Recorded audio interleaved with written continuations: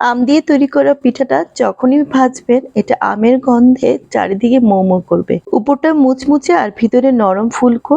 অনেকক্ষণ ভাজার পরে রেখে দিলেও কিন্তু এটা নেতিয়ে যাবে না, ফুলকো থাকবে এরকম।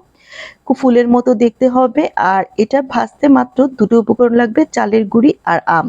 চলুন দেখে নিই কিভাবে তৈরি করছি এই পিঠাটি। এখানে আমি চালের গুঁড়ি নিয়েছি, আপনারা চাইলে চাল গুঁড়ো করে সাথে সাথেই তৈরি করতে পারেন। এটা ফ্রিজে ছিল, এটা ভেজা চালের গুঁড়ি। এখানে আমি 3 কাপ পরিমাণ চালের গুঁড়ি নিয়েছি। আর নিব এখানে হালকা কুমকুম গরম পানি। এটা কিন্তু কুমকুম গরম পানি দিয়ে করতে হবে। প্রথমে 1 কাপ পানি দিয়ে আমি কিন্তু এটা একদম হাত দিয়ে ভালো করে মিশিয়ে নিচ্ছি। আমি কিন্তু আর এখানে অতিরিক্ত আর কোনো পানি দিচ্ছি না বা লবণ দিচ্ছি না। এভাবে আমি প্রায় 5-6 মিনিট কিন্তু ভালো করে হাত দিয়ে ফেটিয়ে নিচ্ছি। দেখেন আমার কিন্তু এক্সট্রা কোনো পানি লাগেনি। সেখানেই কিন্তু এটা আস্তে আস্তে নরম হয়ে গিয়েছে। যত বেশি হাত দিয়ে এটা আপনারা নাড়বেন বা ফেটাবেন তত বেশি কিন্তু এটা ফুলকো হবে। একটা জালিদার কিন্তু এটা ব্যাটার তৈরি হয়ে গিয়েছে, আপনাদেরকে এই যে দেখিয়ে দিচ্ছি।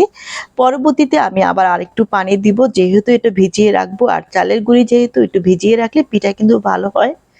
আমি প্রায় হাফ কাপের মতো একটু পানি দিয়ে আবার একটু ফেটিয়ে নিলাম, এই যে দেখতে পাচ্ছেন।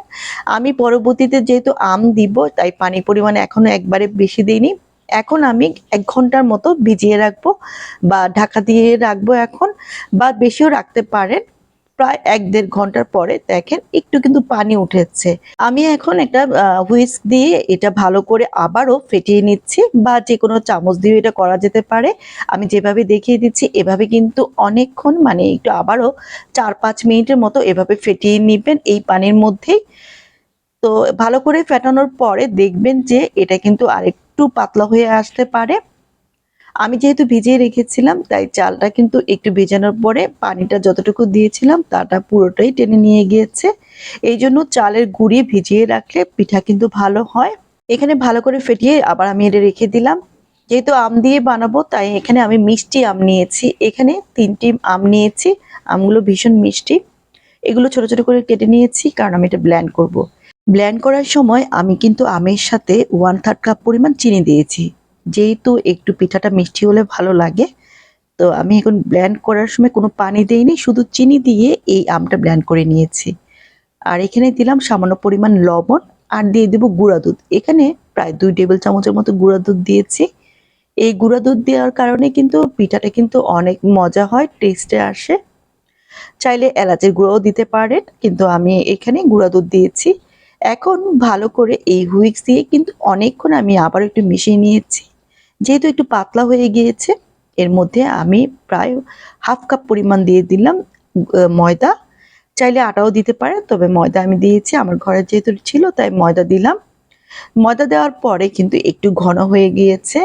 এখানে আপনাদের কাছে কম বেশি লাগতে পারে।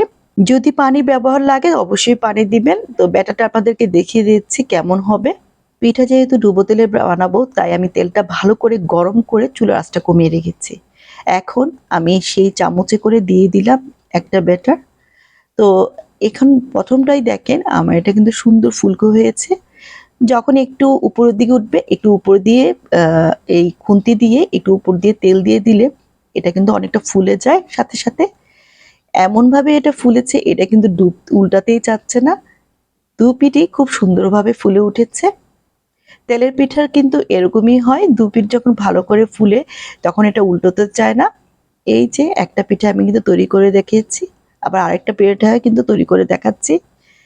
চুলার আঁচটা কিন্তু একদম বেশি গরম হয়ে গেলে কিন্তু তখন পিঠাটা একদম মানে সাথে সাথে অনেকটা উঠতে চায় না। তাই লো আছে প্রথমে বেটারটা দিবেন, তারপর নিজে নিজেই কিন্তু পিঠাটা উপর দিকে উঠে আসে। দ্বিতীয় পিঠাটা খুব সুন্দরভাবে হয়ে গিয়েছে। এরকম করে প্রত্যেকটা পিঠাই কিন্তু আমি তৈরি করে নিয়ে নেব। এই পিঠাটা একটু গোল হয়নি, কিন্তু অন্য বাকিগুলো পিঠাই কিন্তু সুন্দর গোল হয়েছে। মাঝে মাঝে একটু গোল হতে পারে বা চ্যাপ্টা হতে পারে। তো এভাবে করেই প্রত্যেকটা পিঠা কিন্তু আমি তৈরি করে নিলাম। ব্যাটারটা যদি ঠিক মতো হয় প্রতিটি পিঠা সুন্দর মতো হতে বাধ্য। এখানে প্রতিটি পিঠা কিন্তু হয়ে গিয়েছে মজাদার ফুলকো আমের পিঠা। আশা করি এই পোয়া পিঠাটা দেখে বুঝতে পারছেন এটা কিন্তু একদমই শক্ত না আবার নরমও না, আর ভিতরটা দেখেন কতটা জালিদার।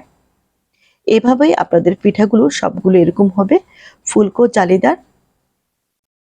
আসলে কত পিঠার ব্যাটার যদি ঠিকমতো তৈরি হয় পিঠাও কিন্তু ভালো হয়। আর এটা আমি অনেকক্ষণ আগেই করেছি, তারপরেও কিন্তু এটা অনেক সুন্দর আছে। আশা করি আজকের রেসিপিটি আপনাদের কাছে ভালো লেগেছে। এই নিয়ম ফলো করে অবশ্যই একবার বাসায় তৈরি করবেন। আর রেসিপিটি ভালো লাগলে আমার চ্যানেলটা সাবস্ক্রাইব করে রাখার অনুরোধ রইল। আবারও হাজির হব সহজ রেসিপি নিয়ে। সে পর্যন্ত সবাই ভালো থাকবেন। আল্লাহ হাফেজ।